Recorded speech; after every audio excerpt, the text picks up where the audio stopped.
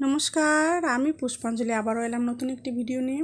এই বাটনটা আমি কিভাবে ডেকোরেট করলাম সেটাই তোমাদেরকে আমি দেখাই। এখন তো শার্ট শেখাচ্ছি স্টুডেন্টদেরকে, শার্টের ক্লাস চলছে। তো ব্ল্যাক কালারে একটা শার্ট বানিয়েছিলাম, তো হোয়াইট কালারের বাটন। তো ভাবলাম বাটনটা একটু ডেকোরেট করি, নাহলে একদম সিম্পল ভালো লাগবে না। তো খুবই সহজ পদ্ধতি তোমাদেরকে দেখাই। দেখতে খুব সুন্দর, সাদা কালারের মধ্যে একটু পিঙ্ক আর ব্লু কালার দিয়ে করছি আমি সবসময়। ও আরেকটা কথা, বিকেল হলে আমার সেলাই সেন্টারে খুব সুন্দর রৌদ্র আসে। গরমের দিনে কষ্ট হয়, কিন্তু শীতের দিনে ভালোই লাগবে হালকা রৌদ্র। প্রথমে বাটনটা সেলাই করে নিয়ে আমি এরকম ছোট ছোট মতি বিটস সবসময় নিজের কাছে রাখি ডেকোরেট করার জন্য কস্টিউম।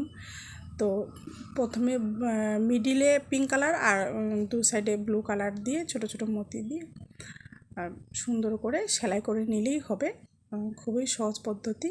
দেখো, সুই সুতো দিয়ে সিম্পলভাবে সেলাই করলেই হয়ে যায়, খুব একটা কঠিন কাজ না। তারপরে দেখতে খুবই সুন্দর লাগে,